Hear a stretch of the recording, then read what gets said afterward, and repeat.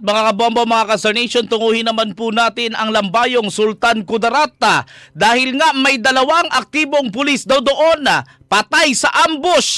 May report si Bombo Donald Bitogo, ang ating sister station dyan sa may Bombo Radyo Coronadal. Bombo Donald, please come in. Magandang umaga mga ka-Star Nation. Star DJ Tom, nasawi ang dalawang aktibong miyembro ng Philippine National Police o PNP matapos tambangan at pagbabarili ng mga hindi pa nakikilang armadong sospek sa barangay Tinumigues, Lambayo, Sultan Kudarat noong Martes ng gabi, Hunyo 7, bandang alas 7 Gis ng gabi. Kinalanan ng otoridad ng mga biktima na sina Patrolman Pagayuran at Patrolman Bulyos na kapwa nakatalaga sa 12th Maneuver Company ng Regional Mobile Forces Battalion Region 12 Army 12. Matay sa pinakaunang investigasyon Sultan Kudarat Police Provincial Office o SKPPO. Magkasakay sa isang motorsiklo ang dalawang pulis at binabagtas sa kalsada sa barangay Tinumigues na si Patrolman Pagayuran na nagmamaneho habang si Patrolman Bulyos naman nakasakay bilang back rider habang napapatrolya sa nasabing lugar. Habang binabaybay nilang naturang lugar, bigla silang inaranga at pinagbabaril ng mga hindi pa nakikilalang suspek. Ayon sa mga investigador, pininiwalaan galing sa M16 rifle ang ginamit na baril na pumaslang sa dalawang magkabarong polis. Dahil sa matinding tama ng bala sa iba't ibang bahagi ng kanilang katawan, kapwa din nagkaroon dead on arrival ang dalawang polis ng attending physician. Matapos ang mamaril, mabilis na tumakas sa mga suspect patungo sa hindi pa matukoy na direksyon. Agad namang nagpalabas ng flash alarm ng FTPPO at mga security agencies at nagsagawa ng hot pursuit operation upang matuntun at madakip ang mga salarin. Patuloy rin ang masusing investigasyon ng Lambayong Municipal Police Station upang matukoy ang pagkakakilala ng mga suspect at mabatid ang motibo sa likod ng pananambang. Sa kasulukuyan, nagpapatuloy ang investigasyon ng mga otoridad habang iniintay ang karagdagang impormasyon at opisyal na pahayag mula sa pamunuan ng Police Regional Office Region 12. Star DJ Tom? Bombo Donald, so kamusta ang situation sa area ngayon? Sa ngayon, nakabata kang alerto Star DJ Tom, mga ka-Star Nation dyan sa bahagi ng Lambayo Sultan Kudarat at na-interviewin natin itong pamilya ni Patrolman Bulyos kasi tubong South Cotabato, particularmente na bayan ng Tupi, South Cotabato, itong si Patrolman Bulyos at nagdadalamhati sa ngayon ng kanyang ama, pamilya. At itong si Patrolman Bulyos, mga ka-Star Nation, is panganay sa tatlong magkakapatid na galing sa Tupi. Nakapagbigay na rin ng inisyal na ayuda ang pamunuan ni Sultan Kudarat Governor Dato Pagsalim Moderato at nagbabot na rin pakikiramay si Tupi Mayor Romeo Tamayo at si Governor Reynaldo S. Tamayo Jr. ng South Cotabato.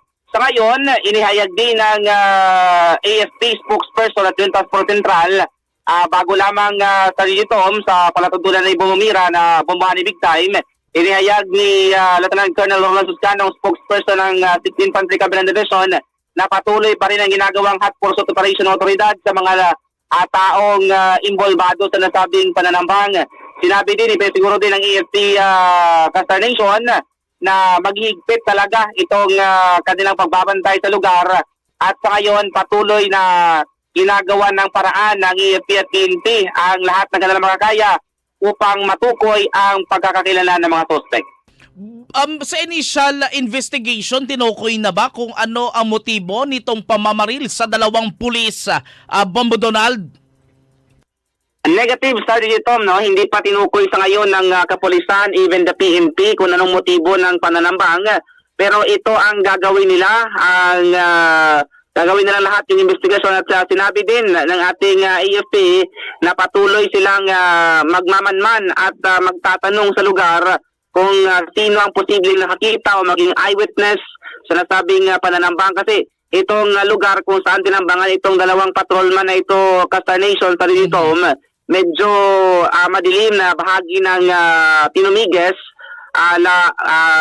Pagdating ng gabi, masyadong madilim at hindi masyadong marami yung pamamahay sa lugar na ito.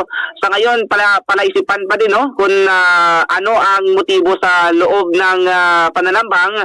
At sa ngayon, negatibo pa rin yung threats ng dalawang patrolman kasi tinanong din ng ating news team, itong tatay mismo ni Patrolman Bulyos, at sinabi niyang walang banta sa buhay ng kanyang anak at maging sa kanyang kasamahan na si Patrolman Pagayuran. So sa ngayon, hindi pa ang Kupang Costa Nation dito sa motibo sa likod ng nanambok. Ilang taon itong mga pulis na to, Bombo Donald? Sabi nito, no, we'll try to check later on itong kanilang edad. Pero particularmente itong mga patrolman na ito, bago lamang sila nakapasok dyan po sa pagpupulis. So, sa ngayon, itong sinabi din ng ating PNP at AFP, nasa legal na gulang itong mga patrolman na ito. At yun nga, malungkot na balita kasi kabago-bago pa lang sila nagpulis, napatay sila nang hindi pa nakikilalang mga salarin. Ayan, so with that, manghihingi kami ng development dyan sa inyo, Bombo Donald. Maraming salamat. Magandang umaga, mabuhay kayo dyan. Magandang umaga sa rito at mga Star Nation dyan sa Cotabato City at sa Marating. Nakikinig ngayon ng Star FM Cotabato. This is Bombo Donald Pitog and this is Bombo Radio Philippines, the #1 radio network in the country. Your trusted source of news information, basta radyo. Bombo! Star FM News. Narinig natin mga kabombo, mga ka-Star Nation, yung pag-uulat nga ni Bombo Donald Pitogo, ang ating sister station, ang Bombo Radio Coronadal.